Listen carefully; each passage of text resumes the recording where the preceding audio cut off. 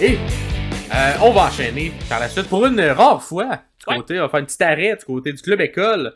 Du côté de NXT, le 28 mai. Qu'est-ce qui s'est passé, Pierre, à NXT? Il y a deux choses que je veux souligner avec vous qui m'excitent beaucoup. En fait, une affaire qui m'excite encore plus que l'autre. Premièrement, à la fin de tout ce qui s'est passé à NXT, c'est l'arrivée de Ethan Page, le Canadien, le lutteur originaire de Hamilton, en Ontario, qui arrive. Le Ethan Page qui était à la All Elite depuis déjà quelques années, qui a été champion en tag team à la All Elite, qui a été champion aussi quelques moments à la TNA ou à Impact dans le temps, qui arrive à NXT. Ethan Page qui est un vétéran de 15, 16, 17 ans. Là, il a fait un petit saut à la WWE à NXT, il me semble aussi, mais qui a plus ou moins fonctionné. Je me souviens pas.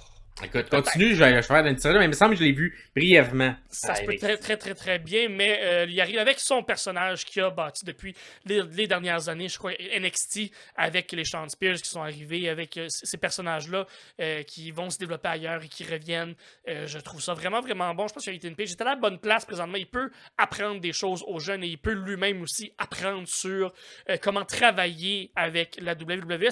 J'ai l'impression que c'est un genre de personnage qu'on pourrait voir dans 1, 2, 3, 4 ans monter et devenir un très bon mid-card, un haut mid-card qui pourrait gagner la US ou l'Intercontinentale assez facilement et sortir quelques bons gros matchs des jeunes. Je suis sûr sur ce. Il va faire un peu comme Baron Corbin a fait, là, donc prendre des plus jeunes sous son aile et leur montrer c'est quoi les rouages de faire de la lutte télé à la WWE, parce que c'est très différent de faire de la lutte télé un peu ailleurs, ou juste faire de la lutte point, lutter dans les indies et lutter pour la WWE quand il y a un hard cam, quand il y a une foule, quand il y a des pauses, c'est pas la même chose. Donc Ethan Page, qui je crois va être capable de prendre toute son expérience qu'il a gagnée à la TNA, gagné à la All Elite, pour aller apprendre lui aussi, même montrer à des jeunes les rouages de cette façon de travailler là. Et en plein milieu de l'épisode de la TNA, de la semaine de la NXT, excusez-moi, la semaine passée, on a eu un crossover avec la championne Jordynne Grace de la TNA qu'on a vu au Royal Rumble. Ouais, grosse surprise aussi. Ouais. Il y a eu un gros pop. C'était le fun. Elle est venue interrompre Roxanne Perez, la championne de NXT. Je crois et ça, c'est un match qui va être le fun à regarder.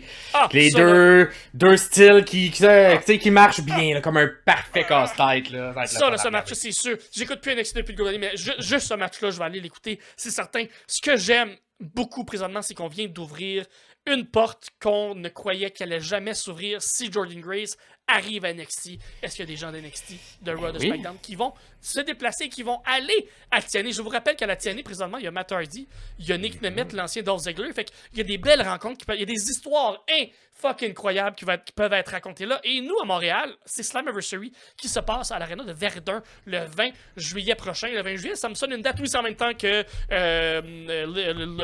Logan Paul et Mike Tyson vont se battre, mais il y a aussi Slammiversary qui va se passer à Verdun, à Montréal. Je crois pas être là sur place, mais je crois que je vais peut-être sûrement écouter le pay-per-view juste pour voir s'il y a des gens de NXT qui vont être là à Montréal pour ce pay-per-view-là.